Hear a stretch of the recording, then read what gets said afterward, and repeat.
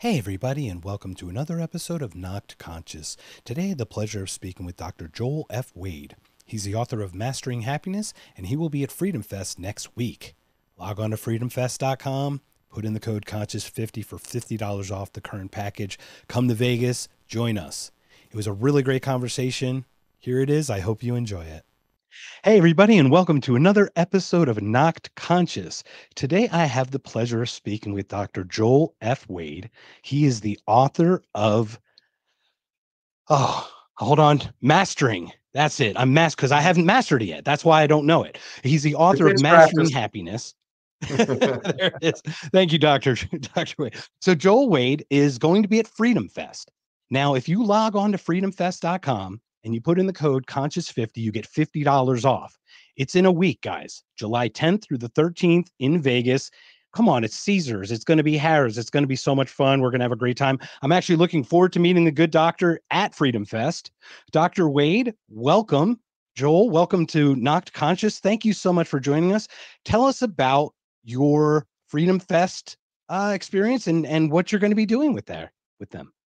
I've been speaking at Freedom Fest for probably, I think, a dozen years or so now, and I just it's a great group of people, and it's a curious group of people, and so curiosity is really kind of an essential ingredient that I think you and I share. Um, and so I'm going to be talking about. I'm a marriage and family therapist and a life coach, and I've written some books. And my what I'm going to be talking about at Freedom Fest is how to be more yourself, which is kind of a big topic because you have to figure out, what is a self? What what do I mean by that? And then how do we how do we become disconnected from ourselves in different ways, and how do we lose ourselves in some ways, and how do we regain our sense of self and our sense of direction and integrity. And when I say integrity, I don't mean it in a moral sense. I mean it in a sense of integration, like we're congruent within ourselves. and uh, Like and so that's what my a thoughts. symbiotic relationship in a way, or more Kind of harmony. yeah, so that there's not parts of me going one way and parts of me fighting that. And it's easy to get into internal struggles, and there's all kinds of sort of pop psychology uh, language about that process, like you have a gremlin, or you're self-sabotaging, or things like that, when really Yeah, inner it demons and comes. shadow and the yeah. Yeah, but really it comes down to there's parts of ourselves. We might have a really young part of ourselves that got a belief that, say, money is the root of all evil. And then meanwhile, I'm trying to make a living, and part of me is going, no, no, no, no, that's evil. I don't want to be evil. And so it's not some dark force. It's just a part of me that got a rotten belief in there, and is fighting. And so the less we fight ourselves, and the more we can have sort of a deep acceptance of all of who we are, the easier the process of integration can be, and kind of regaining these parts of ourselves that can be just sort of lost, or uh, you know peeled off here and there. And so that there's a lot of work that goes into that over a lifetime, because we're Yeah. complicated critters. It's Yeah, I not a didn't simple start thing. seeking therapy until 40. So Ah, I know that midlife thing where you hit that wall that didn't feel right kind of thing. And yeah. yeah, it was a lot. And it's a continuous thing. And it's funny because I did watch your piece about that money being the root of all evil. And Ah, I, I'm kind of dancing that real fine line at this moment because I'm looking to monetize the podcast, for example, but I don't want to get corrupted by the misinformation and the deep fakes and all the other stuff. I don't want to be beholden to the people who could possibly fund it, right? right. So it's almost like I don't so that inability to step forward doesn't allow you to grow to the way you want. You know what I mean? And it really you hold yourself Exactly. back. Yeah, and the more we're in touch with, different thoughts or beliefs or values that we have, and can bring them to consciousness, the more awareness we can have of how we're interacting with the world. So that it's kind of like, in a more extreme way, when people have had a traumatic experience, maybe they've been attacked, and then they're hyper vigilant for another attack. It sort of paradoxically makes us less able to respond, because if everything is a threat, then you don't have that fine tuning sense of, oh, this is different than the normal. I better look out. And The so it's snake is kind of like different than that. your friend jumping from behind the bush, right? Exactly. Right. You know, Right. Yeah. And it's not a matter of, there's something broken, or necessarily there's something bad that happened to us. I think even if we've had the most wonderful childhood with wonderful people, we still have this incredible complexity in us yeah. to master, to figure out and Right. understand and master. So there's And a there lot is of a work genetic involved. variance to that. Let us Oh not kid yeah. ourselves. I mean, we had, it's nature versus nurture, but Mhm. we do clearly see genetic patterns and genetic, for example, like if you had first cousins getting together and having a child, there's a possible genetic mutation there. So we have genetic pieces that play into the overall picture of Well, that health, right? yeah, and we tend to think about, okay, here's, maybe I have a tendency toward depression or anxiety or obsessive compulsive, or any number of different symptoms.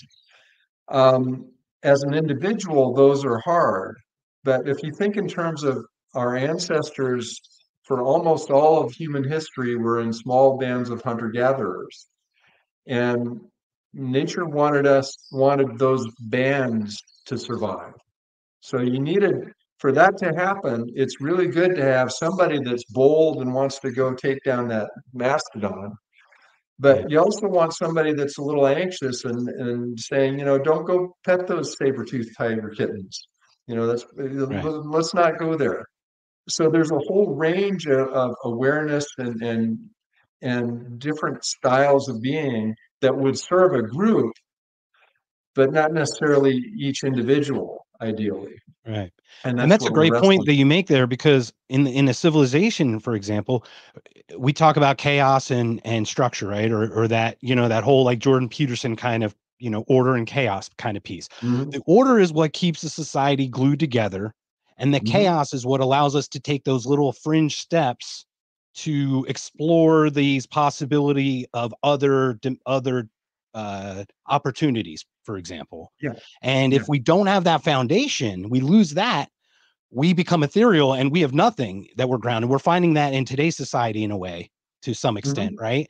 And then, but if we're too grounded, we can't grow for that next event that we're not prepared to be malleable enough or adaptive enough for. Exactly. And there's a lot to adapt to. I mean, Yeah. things are changing quickly, and Yeah. Technology is not helping, actually. We're so behind biologically from oh yeah, technology, in my opinion. yeah. But that is part of ourselves to master, because we've created that, and so it's part of our challenge. And when the telephone first came out, it probably was wonderful and horrible in lots of ways. Talk about Same with demons coming television. through. Yeah, same with television or cars, or the airplanes. Everything that we enjoy has a potential downside, and it's our challenge to master those, Right. to figure out, how do we negotiate this. For And that's example, the thing, is we we have look at these. everything, we don't look at everything like a tool, right? Like everything should be a Right. tool. It's Yeah. not good or bad. For example, you spoke about your money, right? An emotional tied to Yeah. money. And Yeah. I was like a degenerate poker player for a handful of Mm, years. And literally mm, I live in Phoenix, but I was comped every month to play a weekend of poker up in Vegas. So I would Ah, drive up, literally, I drive up every weekend or, 1 weekend a month for like 5 years straight. And ah, I play for 30, 40 hours out of a, 52 hours, there or something. Right. yeah. And I'm a more conservative poker player. So I like to try to read people, whatever. But when it comes down to that pressure, and my emotions are tied to those chips on the table, it's much Hmm. harder to make that level-headed, conscious decision of, is this correct? Is this incorrect? You start hoarding and holding, and you actually lose more by holding in a way. Absolutely. Yeah. And And when you use the chips as a tool just to get your means as a means to an ends, it's easier, I guess, in a way, because mhm, you remove that emotional side of it. yeah, you give yourself a little distance between yourself and your emotions. And that's when we can be conscious of something. Because there's all kinds of biases in thinking that for almost everything served us well. We have a bias toward the status quo. We like what's familiar. With most things, that's great, but not everything. Yeah, Sometimes and it's and there's the important to Maya let go of principle, right? things. The Uh-huh. most acceptable yet, or most advanced yet acceptable, right? There was Uh-huh. the Maya principle where like we only accept that Overton window and we need to shift those things, Mhm. right? So when Yeah. I think there was a new steam engine that had come out that was so radical from its Mhm. original that it didn't hearken to the old, it didn't connect enough to the old, and it Yeah. wasn't accepted in the way that it would have been had it had a little bit of the original pieces like that history kind of tied to it in a way. Yeah. And that, you look at that in a specific example and you go, oh, that's so dumb, or why do we do that? That's a flaw. But for 90% of everything we do, it's really helpful because we can't think about every little thing. Most of what we do in life is fairly automated. It's Yeah. we're creatures of habit, and it's a good thing because there's a lot to deal with every day.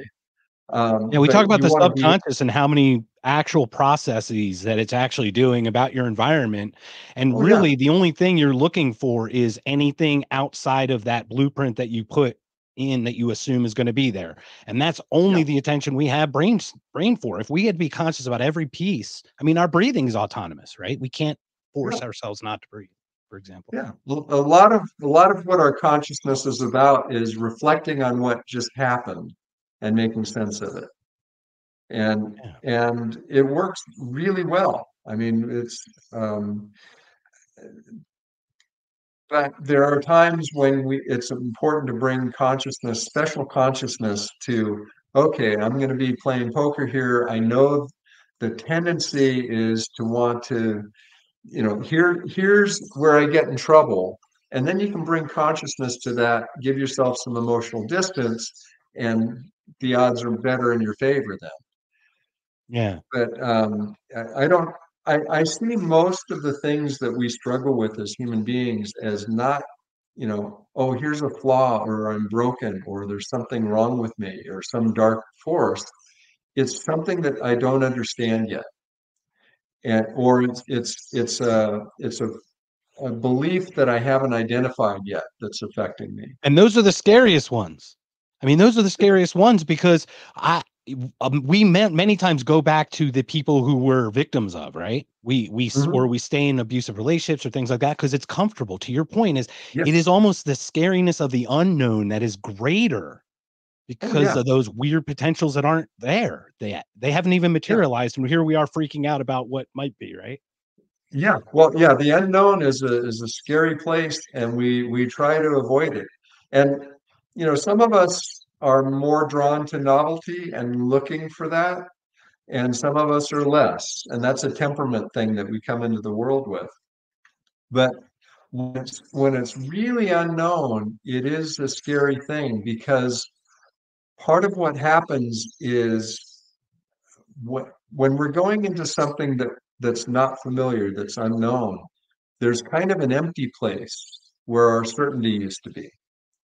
And it's that emptiness that scares us and gets us running back to the familiar even though the familiar might be an awful place. So if Right. you can trust that emptiness for a time and just stay with it, trust that something else will flow in. I've That's something I've experienced myself often, and I've experienced it with my clients. I've seen my clients experience that often over the. I've been working doing this work for 40 plus years now, and if you can hang in there with that empty place, it always fills in with something more. There's resources that we don't know about that will come in, and that we can find, and strength in us that we don't know that we can find. Yeah, and aversion therapy is not the answer, right? You have to face those. That's really when you face those fears, or those fears of the unknown. You have to face them. You have to. You cannot Yeah. run and hide, because eventually those fears will come to the point where there is nowhere left to hide, and you are Mhm. wholly unprepared to face anything at that point. Yeah. Well, you have to face them, but we can only face them to the degree we can. It's like Oh, absolutely. there's But there is the requirement to the point that we do, yeah, right? yeah, yeah. And frankly, if I think of everything in life that I'm most proud of and most grateful for, at one point or another, I was, maybe terrified, or at least anxious. Relationships. Yeah. Asking out the first time, right? Yep. I can Yep. imagine that one being one. Absolutely. Yeah. And but going into a situation that's new, that you haven't mastered yet, uh, any number of things.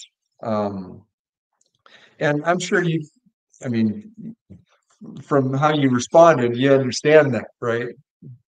Yeah, And I'm sure totally. the listeners, anybody listening, if you reflect, you'll find that things you're proud of, you were once really scared of. That's part of why you're proud of it, because Yeah. it took We're some standing courage. here and I don't do this in front of a cat. This is not what I am. I'm on this Uh, is my means so I could have conversations like this. yeah, yeah, It's almost like a backwards thing. It's like this is the only way to do it, is to do a uh, podcast. If I could do it uh, anonymously and I could meet brilliant people on the street uh, just have conversations over coffee, I do that all day, but it's yeah, just not the way, right?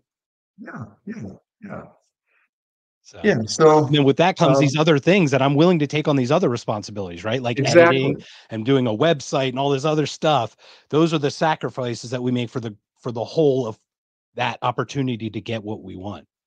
exactly. Everything's a trade-off. Yeah. Oh, it's Thomas Sowell to the greatest. It's there are no solutions, just trade-offs, right?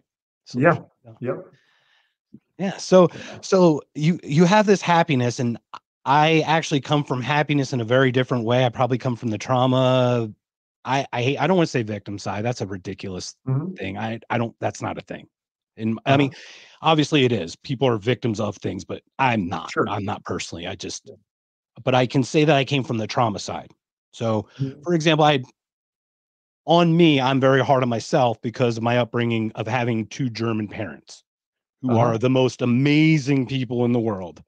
And I can't live up to them because they are just so amazing. Because they literally are just, I mean, my mother was born in 44 in Germany, and my dad was born in 1940 in Germany. So you can only imagine Oh, what that was like. yeah. So my mom escaped from East Germany in 53. I mean, it's a story. So like Wow. when it's like I'm almost like anchoring my legacy or their legacy to me, because they came all the way over here and met here. And like I just want to be able to, you know, for make a purpose or meaning for them coming here. You know what I mean? For them escaping Yeah, their tyranny, for example. yeah, yeah. And that's a heavy obligation. Yeah, and how do I manage something like that? That's like that's where the mastering comes in, I guess, right? Mhm. Yeah, and also I think, um, having the perspective. I think most parents, what they want at the bottom line is for their kids to be happy and successful. Oh, You know. absolutely. And my parents, once again, I want to be clear. I absolutely love them. Without them, Yeah, I'm not doing anything with my life. I can yeah, guarantee you that. yeah. But we can also have, as kids growing up, we can have all kinds of um, imaginations within our own self of what we're supposed to be doing or what we think is expected of us that really aren't. And and Yeah. um, and it's something that we created ourselves from, we get impressions, we misunderstand things, from a child's eye view it can seem this way, when from an adult, if you were in that situation, you go, oh, they were just, that had nothing to do with me, that whatever I took in. um 100%. yeah, Yeah. How much time how many times do things kids internalize? Now it's good because they forget. I mean, it's like shiny metal object, but they yeah, internalize these little moments in time. yeah. You know what I mean? And Oh then yeah. they let them go pretty quickly. But yeah, as adults, we kind of hold on to them a little longer, I think. Well, we we tend to remember, we think of our memories as sort of a video camera of life, but we tend to remember the meaning that we make of events. So if something happens and I don't know, get hurt when I'm growing up, I can interpret that as, oh no, I better be very careful the rest of my life. Or I can interpret that as, wow, that was a great adventure. Let's Let's do it do that again. again. But yeah, but now I know to be cautious in this particular place. We can we can we create so much meaning within ourselves with our experience. And there was Marty Seligman, who's one of my favorite uh, psychologists, who he began the positive psychology field back about 25 years ago, and Oh, so is he that what it's called? The positive psychology field? Is that kind of yeah, the name of it? yeah, and that's part of Okay. where I come from with my work. Okay. Yeah. That's why mastering happiness is, Right. and Yeah, and we'll delve into he, that for sure. Okay. yeah. So yeah, so tell me more about Zellum. I do to know the name. I've heard the name before. Oh yeah, he's fantastic. Uh, Very essential reading for anybody interested in cognitive psychology or happiness. His book, Authentic Happiness. Uh, but part of what he talks about in one of his books is how what happens in our childhood is not. I mean, if there's trauma or abuse or neglect to a certain degree, of course that affects us. That has a deep effect. But our experiences growing up are not as important to our happiness as an adult as we think they are. Much more important is the meaning we make of things. It was beginning around 20ish, Mhm. and how the choices we begin to make then. Now, granted, those choices are colored by our past experience, and we can see it through the lens of our past experience, but it's still very much in our hands what we do with it, and the directions Right. we take. Um, But if your lens is so myopic, I mean that's yeah, where I think that's where the challenge comes in, because I think I come from the other side of the psychology. It's not to mm, counter your I think they are hand in glove. I don't think they're yeah, I don't think one discounts the other in a way, right? yeah, I see that the myopic perception creates mhm, those outcomes, right? If you get the wrong information or the wrong filter, if you're using the wrong absolutely, calculation, yeah, you're going to come out with the wrong answer, right? So that does then in turn as a child could help form those perceptions, I guess. And those are the things, absolutely. and I think those are the things I think we're subconsciously unaware of. Mhm. And the reason I call my podcast Knocked Conscious is because at 40, it was an event that I had that it was like knocked me conscious. And many Ah, times I'll go into a moment, it's like a count to 3 before I respond, count to 5 mm, before I act, or count to 10 before mhm. I do anything, because I have to take away that emotional side, let Yeah, that settle, because my instinct is be emotional about things. Okay. Is that is that something that you talk about? Is that something that I'm curious what that was? What the event was? Yeah, yeah. Oh, yeah. So I do talk about it, and I don't want to. I'll share it with you, certainly when we meet, probably as well. But Yeah. I started working with an NLP therapist at Uh-huh. 40, Hmm. and I just set my. You know how people have like rock bottom, like people go to AA when they have an automobile accident or a motorcycle Yeah, crash and they almost die. My yeah. rock bottom was like, I don't know if I want to be here that much anymore. Like literally, it was like Mm. kind of like that first. I gotta take Yeah, care of it right away. So yeah. I met a guy, and what it was he did a meditation or a not a hypnosis. It was like a meditation, a Uh-huh. guided meditation on the beach, and I saw pictures and whatever. And no lie, this is what happened. I can only Mhm. tell you what I experienced. I saw the shooting of Clement Pinckney in South Carolina, and it Uh, was the first meditation I ever did. mm. And I saw exactly what, like a video of him doing exactly Oh, what I saw, and like a flash. And oh, I came wow. out of the meditation with like emotionally moved. And I said, I Oh, saw this. And he looked at me and he said, it either happened somewhere else, another dimension, or it's going to happen here. And I was mm. like, what are you Oh, talking about? Because it was 2015. I thought it was Obama because it was a black man in a suit behind a podium. uh-huh. It's a real weird thing. But Yeah, so I was yeah, literally knocked conscious. yeah, So yeah. since then, I've had myriad very paranormal experiences that I have Mhm. both I came from intellectual side, so I'm trying to debunk my own experiences, to be honest. Ah, yeah, yeah. And I'm trying to understand why I experience what I do.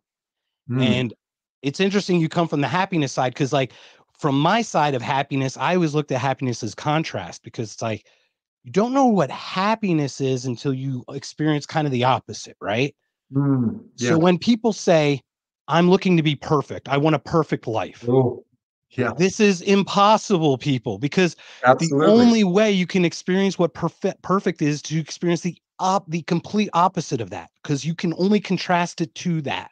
And if I Yeah, don't think anyone could make it through the opposite of perfect to get to perfect. You know what I mean? yeah, You can only get through struggle to get to greatness, right? In yeah, a way, right? yeah. And the more you struggle, usually the greatness is the higher, right? The risk reward kind of piece that we talk about. Mhm. Mhm. And that's how I've always seen it, and that's why I've always seen the declaration, it's a more perfect union. It's not a Yes. perfect union, it's the strive to make it better every step. Yeah. Yeah. Perfection is not, that's not the idea.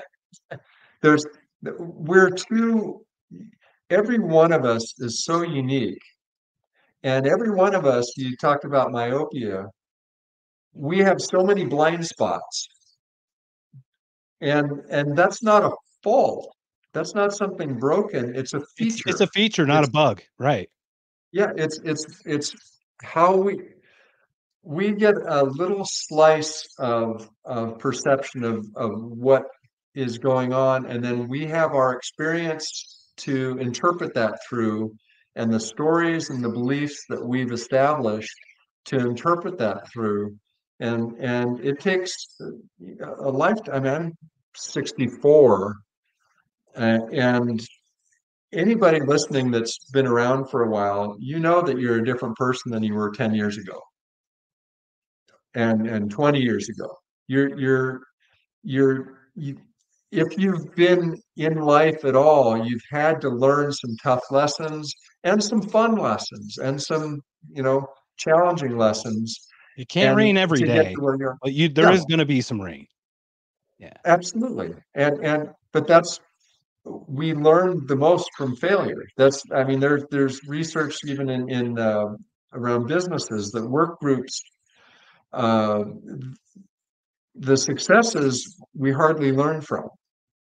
The failures, what we learn from, unfortunately, because I don't like failure. You like failure? I don't think anyone likes failure, but failure is how we are brought to awareness of our blind spots Yep. or what we need to improve, what we need to work on. And I so mean, look at the Thomas Edison quote. I found, I didn't find 10,000 wrong ways. I found 10,000 different ways to not make it, I guess. It's like, exactly, look at it from that side, from that yeah, perspective of it. yeah. So if you take it as feedback instead of like a moral judgment of your character. Now, there's a big difference between doing something deliberately to hurt another person and making a mistake, or trying and failing at something. So there are, you know, Well, uh, if I may use an example, because I'm going to call him out, as Chris Cuomo is a great example. mhm, If he had a little humility, yeah, a little bit of a little bit of anything coming out of yeah, what he has learned, this genius that all of a sudden is telling me how to live my life when I've known for a handful of years now. yeah, If he had a little bit of humility, I could offer him grace. But he's been mhm, given myriad chances to offer that humility without doing so. He's actually yeah, kind of scoffed at it, for example. So he uh-huh, doesn't get that grace. But yeah, most people don't intend to hurt others. And when right, if we realize that yes, I did do it. I didn't intend it. And if yeah, someone's able to come to someone with that open hand and that gesture, yeah, I'm hoping that someone would be able to offer the grace in return to yeah, accept them for their yeah. apology. And that's mostly how we operate, really. I mean, we can hold grudges and we can, Right. uh, Yeah, and that happens. No doubt. No yeah, doubt. yeah, yeah. So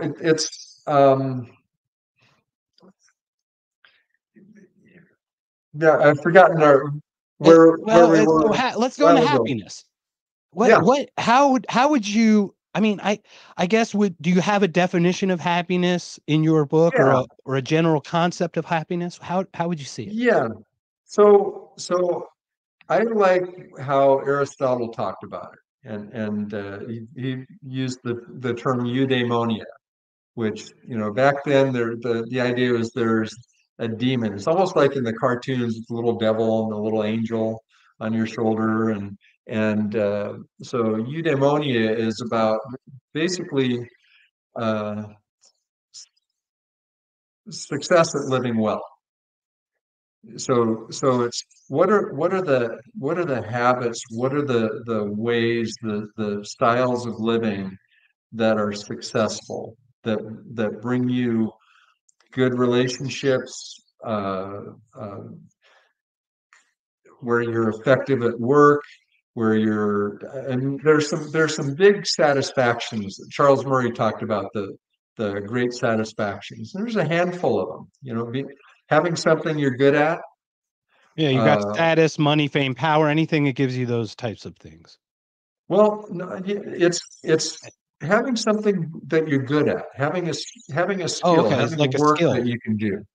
That's a Okay. deep Something that you'd be satisfaction. proud of, that you can say, this is mine. I Yeah. display this for all to see and Well, to also share. that you're useful to the people in your life. Absolutely. You Yeah, it's you a have tribal something to thing. It's offer. an evolutionary tribal piece that Yeah, you had to yeah, be able yeah, to be productive yeah, within the clan and somehow, in some yeah. way, for And sure. and and relationships, like the marriage, and parenting and friendships, and having being good to the people in your life, being someone mattering in your community, having something that you offer to your community. Um, those are kind of the deep satisfactions of life. And it's not about having everything go your way, or being perfect, or having a bunch of stuff that you want, getting stuff that you want, though that's nice. It's not about having really enjoyable times all the time, though that's nice too. I like having I enjoyable mean, once times. again, contrast. How can you possibly appreciate all good if there's nothing against which you can compare it? Yeah, exactly. It just would be a flat line of like, but here's happy, here's sad, and it'd just be a flat line across the middle. There's no, Well, and frankly, that's the problem with these little gizmos, is for kids particularly, is you see particularly on for on children. Yeah. on, on social media, you'll see all these perfect lives, all these people that are so happy. They're the best moments that they're posting. And then you compare your own life, and gosh, I had kind of an okay day today. I Right. went to Is work. it Roosevelt that said a comparison is the thief of joy? Is that? I think it was Roosevelt. I think Teddy Well, Roosevelt said, a lot of people out. It sure. absolutely is. If you want to be Yeah, miserable, for sure. compare yourself to other people. And what's funny, to the point is, those lives aren't even real. It's one thing if people were actually excelling. These Mhm, children are putting debt on credit cards to rent like something that mhm. looks like an airplane for an hour so they can take Right. pictures in it and Yeah. hopefully get Yeah. some status to maybe get to the next level. And it's a very interesting way of how it's changed, how quickly that's Oh, yeah. and evolution, Yeah. or I'm sorry, technology certainly exacerbated or sped up that process for sure. Yeah. And hopefully, I'm hopeful that we'll get a handle on it, and that people that are younger than me that are more in the soup with that will find ways of not being so sucked into it. But that kind of comparison is a miserable experience, miserable experience. And so really when I talk about happiness, it's about uh, being happy with how you're living, being happy about yourself, rather than just having a happy time. So kind of When doing people, doing the things the right things. Like it's kind of like if you have the correct behaviors, yeah, the happiness should be an emergent property from those behaviors in a way. exactly, exactly. It's kind of a reward for living the way that you value. And And we talk about that delayed reward system, right? We have to plant a yeah, seed to grow the crop. We can't just eat mhm, the food. It's not just there, right? yeah, The two marshmallow problem, right? I'll give you two later or one now, exactly, kind of thing. exactly, yeah. And actually, yeah. So if you want to be miserable, you compare yourself to other people, but also if you try and just have happy times all the time, that's another recipe for misery, because Because then you because you're chase it, just right? going You're chasing you're things. you're going for the emotion of joy, and um, you're not building anything then. Yeah. I can say I resemble that in a way. I had a lot of hobbies.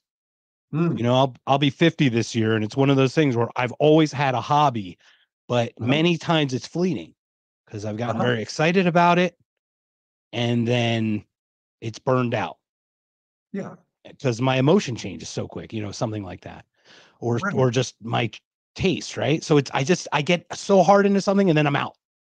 And yeah, like, for example, I just upgraded all the equipment for this just for Freedom Fest, for example, and it's hmm, like $3,000, but I want the conversation. I am all in, yeah, I found it, I think. You know what I mean? You have to hmm, find it, hmm. that one thing for you.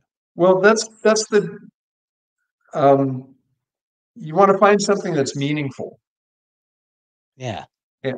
And that's what we that you can build and grow from. And then that satisfaction is something that allows you to put the energy into it. I mean, that's what work's all about, right? You get to, I think of work as play for adults, because you get to build these skills. If you're fortunate, if you're not just having to work to not starve, Yeah. if you Not have not always something that that fortunate, but if we are that fortunate, exactly, and yeah, at least we have the opportunity to do so. I have a yeah, full-time job too, and I'm sitting here on a Sunday with you, and uh-huh, I'm putting an extra hours in for that too. We have to be very honest about ourselves with that as well with the input. yeah. But anyway, please But continue. even but with whatever we do for work, we're practicing something over time and getting better and better and better. If we bring consciousness and the desire to grow in what we're doing, and then doing the work is enjoyable in itself, because we're doing what we're good at. There's a reward to that. Yeah. Um, Well, it's funny and we I've talk been about doing this passion, right? for about I'm sorry. No, go ahead. You've been doing this? So I've been doing this since I was 20, and I have never enjoyed the work I do as much as I do now, because it's I think you appreciate it also over the years. You come to yeah, appreciate it. yeah. But So it's something passion, I for example. practiced. It's something that I practiced for a long time and Absolutely. purposefully grown at. And so that's one of the things that can bring a lot of joy, a lot of happiness to a person. And For sure. relationships, if your relationships are good. So these are things that you build, and that's that kind of growth and consciousness. Then we get to feel happy about our lives. Right. I love that. And to the point is like that we talk about a passion. Passion is not just what you want to do in the fleeting moment. No, Passion is actually means struggle. It's what you're willing to walk over broken glass and crawl through the mud and under the dirt to get the yeah, meaning out of that thing that you're trying to get. yeah, It's yeah, we have to look at it from such a different if we look at it from that different perspective, we're able to do that. And a lot of us look at it from, I just want to be happy, happy, easy, easy. And it's like, it's not no, microwave. You got to put the time in. It's a bake. It's not a microwave, you know? yeah. Well, yeah, and another something that I've come across a lot over the years is like a person who's younger searching for what they want to do in life. Uh, they feel like it has to be a calling. It has to be the right thing. Like there's one right thing, and this has to be it before I get started. When the truth is, most people that feel that their work is a calling, they don't find it till they're in their 30s or so, and they've tried many other things. And because what happens is you have to dive in deep enough to get the skills well enough that you can enjoy the process of it, and then it becomes a calling. So it's I mean, some people find something and there's an epiphany, and that's Right. It wonderful. hits. It's Yeah. like love at first sight, which is that's I'll be fantastic. honest. I'm But very it's rare. envious. Not going to lie. A little envious of Uh-huh. that. Yeah, I was a but little it's envious a bit people who found that right away because I've still struggled with finding that, you know? yeah, yeah, but most people don't. And Most people so don't know. that's Certainly, once not, again, I'm comparing myself to that person who does it when I shouldn't. I should only compare to what I can do, you know, yesterday, yeah. basically. Well, I mean, uh, you feel what you feel, so you can feel it and go, yeah, yeah, okay, Oh yeah, but not dwell on it. It's the that's for dwelling on it. sure. Yeah, I mean, once again, being conscious of that feeling is allows you to put it aside and Yeah, move forward. yeah, yeah. Just actually, the nature of our emotions. We think of our emotions about as reactions to the past, something that happened. Oh, they said this rude thing, and I'm angry, or I'm having such a great time. I had such a great time doing this thing or that. But really, it's the emotions are feedback telling you, okay, I want to handle that differently in the future. That person was rude to me and I didn't stop them. I need to do something different in the future. Or that was a great time. How can I do more of that? How can I have more of that? And so whatever the emotion is, whether it's negative or positive, is generally something to learn from. Yeah, Uh, absolutely.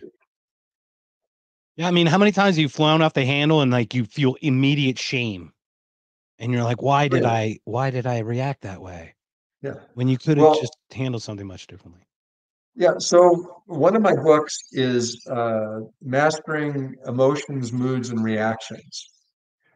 And one of the things I found is that it, with the example you just gave right there, there's a difference between emotions and reactions. So emotions, and this isn't, uh, there's not a solid line between them.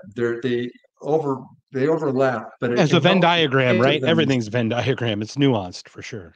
right. But emotions are more about what I described, where they give us feedback. Reactions are fight or flight. Mm. And when we blow up at somebody, we're not coming from an emotion, we're coming from a reaction of fight. Okay. And what that is that gives us the energy to fight off a predator and have hope of Right. surviving. So Right. It's like all that of peak that level of energy, anxiety or anxiousness prior yeah, to. all of that energy uh, is elite athletes tap into that energy to get about 25% more strength with lifting. So when we blow up at somebody, it's it's always over the top because they're not a predator, you know, probably. Right. You Well, know, you're asserting your dominance in that situation, I would assume, would be you're trying to be your most dominant side. well, but you're not Mm. trying to do anything. Well, When right. I we're mean, it's not a reacting, conscious, yeah, it's absolutely not conscious. It's a not conscious at all. reaction. Correct. It's a reaction that uh, kicks in about a tenth of a second, and then we're blowing up, or we're terrified and want to run Mhm. away.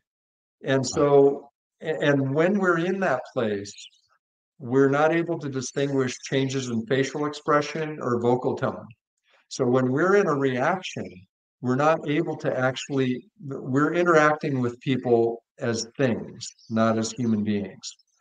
And so that's why when you blow up at somebody, you feel awful afterwards because you've just disconnected, you've broken the relationship. Yeah. And That then makes sense. Yeah. yeah. So distinguishing between emotions and reactions I found is really helpful, especially uh, to distinguish, blowing up or getting really scared of a situation, because then there's things you can do. You can pay attention to when you go into a reaction and either avoid those situations or be ready to leave those situations if you start going into reaction. You can begin to get some mastery over it so that you're not at the mercy of it. And that's when I've worked with people that have anxiety or anger issues. It's always about getting some mastery around going into those reactions, and Yeah. it's very important distinction because they're Yeah. And completely it, different and it part of our sounds like you system. even come at it from a, even more of a positive side than the stoic mindset, but you do probably incorporate a little stoicism into your, there are things out of our control. There are things we Oh can yeah, control, things like yeah, that. yeah, absolutely. If you can distinguish what you can control from what you can't control, that's a great tool right there, because by definition you can't control it, and so accepting that can give Right. you a lot of peace of mind. There's a lot And we those are the can't things like control. working in the political space, right? Like working in this political kind of Freedom Fest has a little bit of a small L libertarian mindset to it, Hmm. trying to Hmm. oppose some of these things. And there are these elected and appointed people. I Oh have yeah, zero control over what they do, but here I am worrying about every decision that is made and what they're going to say and what the people in the robes are going to do. And then what the guys in yeah, the suits are going to say in response to the people in the robes and what the guy, yeah, yeah. it's, And the people involved in the politics and media do everything they can to make it the most important thing on our minds. And and yet it's what we have the least control over in our lives. yeah. Yeah. Yeah. And it's funny. Yeah. It's like, and that's kind of the point, right? It's like local out, family out, couple, individual, self, Yeah. make your Mhm. bed, get control of yourself, have your Uh-huh. relationship, have your relationships, and out Yeah. from there. That's always the Yeah. best way to live, right? Yeah. Yeah. Put your effort where you do have influence and control. And influence is really what we have in our relationships. It's not control so much. Like uh, one of I get asked often over the years, well, how can I make my husband or my wife be more like this or more like that? And I always have to answer, well, you can't. You No. can't make. But what you can do is we influence each other all the time, but to the degree that our relationships are good, to the degree that I care about what a given person feels and thinks and experiences with me, I'm going to be more influenced and have more influence on them. Yeah. And Well, it's kind of the and be the change you want to see in the world, right? Like you walk up to a door and you see people behind you. You can hold the door for them and they can react however they want. But if they uh, don't thank you, you should uh, still hold the door next time because that's courtesy, right? So you take that experience of not being thanked by this group of people who you let in and you uh, take that to the next time and then you don't open the door. It's like now you're doing yourself a disservice because you've now changed who you are for, you yeah, know what I mean? You're not your authentic self in that way. yeah. And yeah, you want to find what matters to you and live from that place. Yeah. And it's kind of like living for others, right? Living for others, that there's no key to happiness there. No, nor is living completely for yourself, Right, because right. There is the because meaning our aspect of sense of self isn't, we think of our sense of self as a thing. Like I'm Joel. I've always been Joel. I'll always be Joel. You're Mark. You've always been Mark. You always, but our sense of self is much more of a process than a thing. It's changes and it's also not just my sense of self isn't just me. Every relationship I have, I wouldn't be who I am right now if I didn't have my relationship with my wife. I'm different than I would have been for that relationship. And same with my kids and friendships. Every relationship that you enter into affects you and becomes part of your sense of self. And if you reflect on it a little bit, I mean, you can think of uh, if you think if you think of somebody that you're grateful for, it there's an effect that you feel immediately. There's you, you probably feel good. You probably feel a little happier. You probably feel a little warm and stronger. fuzzy. It's the warm and fuzzy feeling. I am very Yeah, familiar. yeah. That's an example of that's part of you. That's because they're not in this room right now. That's something that you've internalized, that I've internalized, and that becomes part of our sense of self. So every relationship is like an emergent process that comes from that's created with two people. And Yeah. so there it's a different thing than just me and the other person. There's one plus one equals two. It's it's much more complicated and beautiful than that. For sure. And then if you incorporate friendships with that circle and then this other circle, and then you have to your relationship has to integrate with your friend circle and then you have these other Yeah. pieces and you have community and then you have civilization, then you got the city and then you go out and as you scale Mhm. out it becomes much harder to stay that connected to that core piece that we all share in a way, Yeah. you know, so Yeah. it makes it hard to even communicate in between people in a way when we Oh don't even yeah. have And the you same can only foundation. communicate, you can only really have relationships with a certain number of folks, somewhere around 150 folks. Yeah, It's in that yeah, the ballpark. Dunbar number, You can, right? is, what's that? is that the Dunbar number, I think?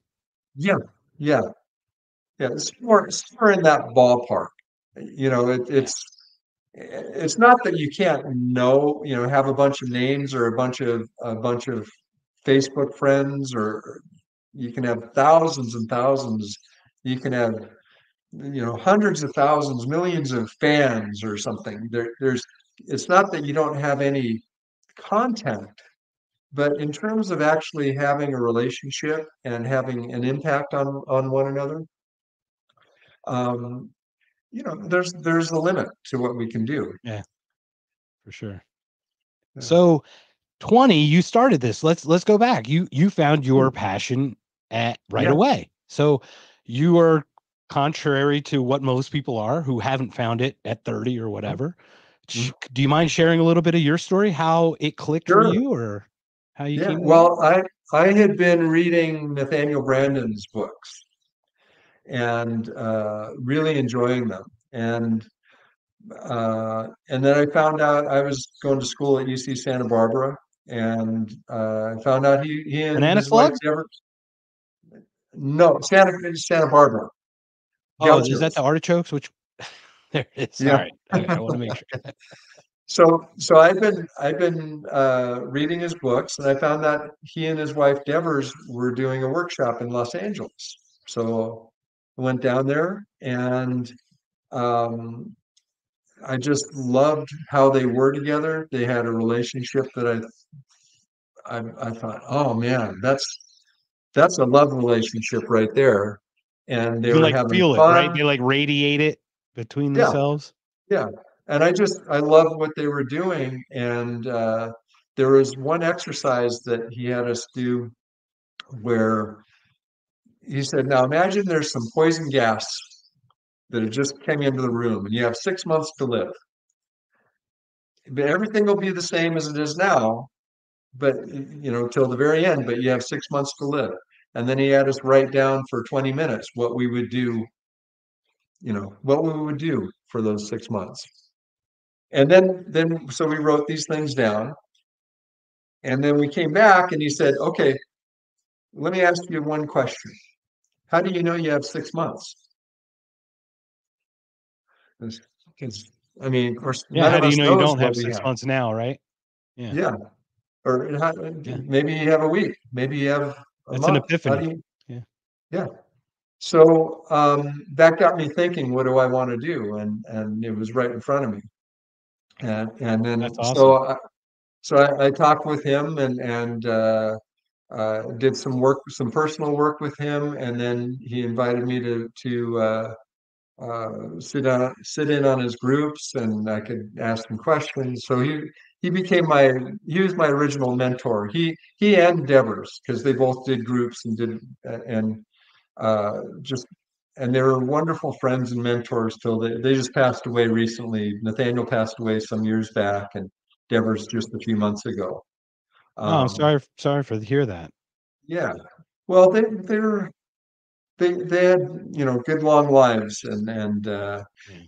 they had a big effect on me. And in hindsight, Seligman's authentic happiness and his creation of positive psychology came along much later. But when I read Seligman's book and go, oh, this speaks to me, it was resonating with what I experienced with them when I was 20. And so It's a that's what beautiful got me thing. So going you there. kind of paralleled your lives in a way. You kind of saw yourself in that. Yeah, Yeah. yeah. Yeah. And so then It's I interesting because we started we going to do see that in others, right? It's almost like it's how these hero stories evolve, right? We hear like the Disney stories, they exist because it's like signposts to way to live or how to overcome an obstacle, how to overcome a challenge, right? These hero yeah. stories are all throughout, and this is ways to live to get to that. I would think to your version of happiness the way you would Oh yeah, yeah. And like in you've fact, mastered. I mean, part of part of why I love what I do is I get to see the heroic in people that probably most people don't get to see, because we see, in the world we see, external heroism, run into a burning building to rescue somebody, or some great feat of courage. But we all have things that we have to be courageous about. And maybe it's overcoming an addiction, or managing anxiety enough to take action, or Getting out of or bed for some people. That is not a joke. yeah, I mean, there are some yeah, people that are locked. And absolutely. and once again, the worst thing that happened to you is the worst thing that happened to you. So it's Yeah, all relative. I mean, once again, you can't compare one's trauma and no, experiences to yours. They're no, no one has lived even the same experience, in any way. no, no. We're all unique, and we have similarities. We have I mean, we have things in common, but our individual experience, our individual sense of self is completely unique. And I get to see people people come to me because they want to expand and they want to find the courage to move more into their life in a certain way or other. And courage, by the way, can seem like sort of a mysterious thing. Well, that person's very courageous. Oh, that person's not very courageous. But it really comes down to managing anxiety and deciding to act. That's what Yeah. courage is. Yeah, it's in the face of, right? It has nothing to do with you're not courageous. You're still I mean, courage is just defined as acting in the face of that danger or that, that unknown, for Fear, example, right?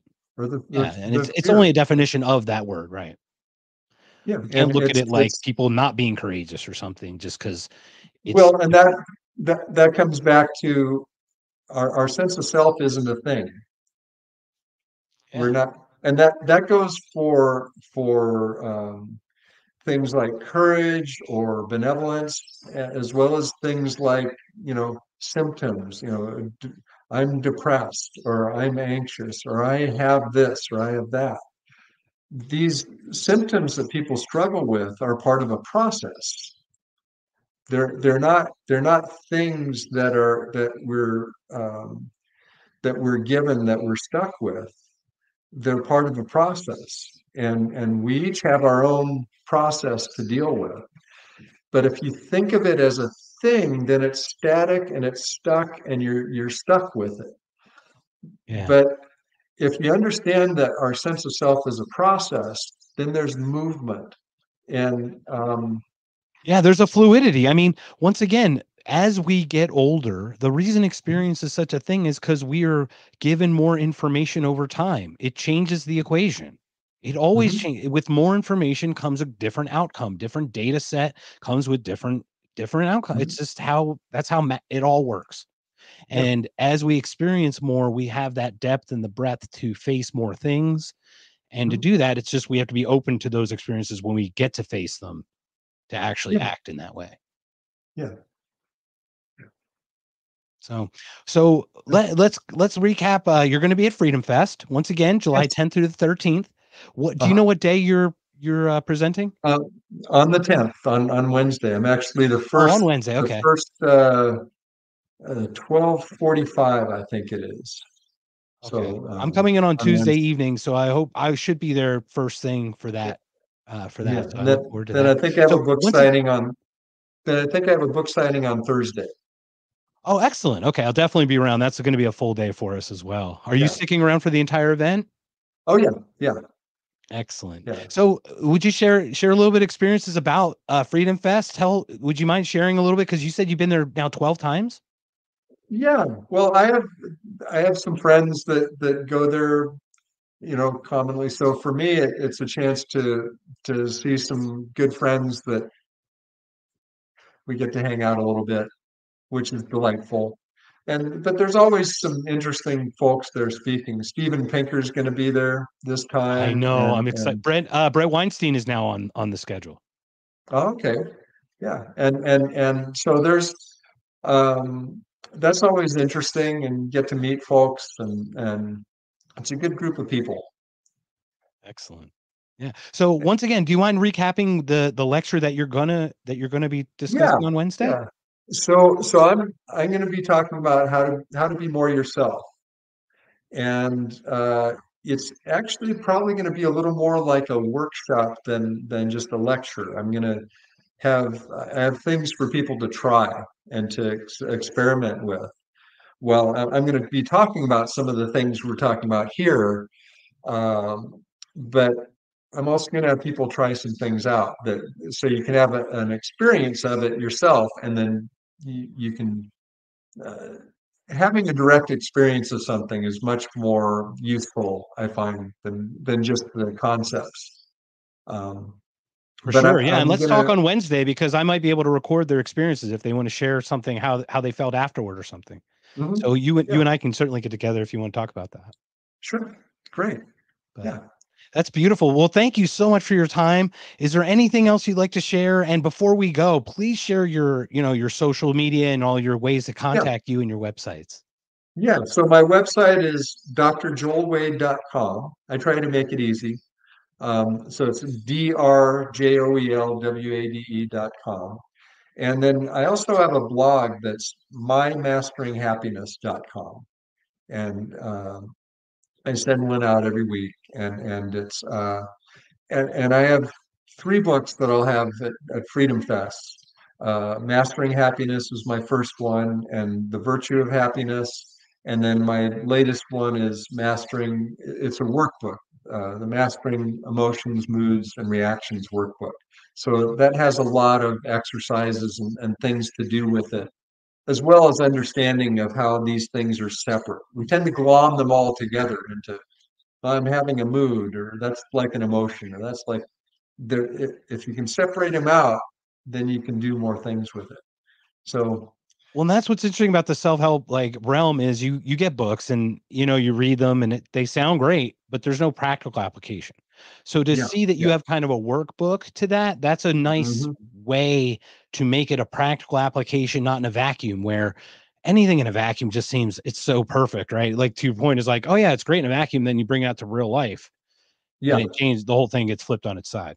yeah. No, I like practical things that people can use and apply to their real lives, not to an imagined life or some idea of perfection, but to our real lives, things that I use, things that I found helpful with folks. So That's great. And that's probably why you're at Freedom Fest for all these years, because it sounds like this is such a neat group of people. I'm so excited to meet everyone there, and I'm very excited to meet you. I'm looking forward to meeting you on Wednesday. likewise, Mark.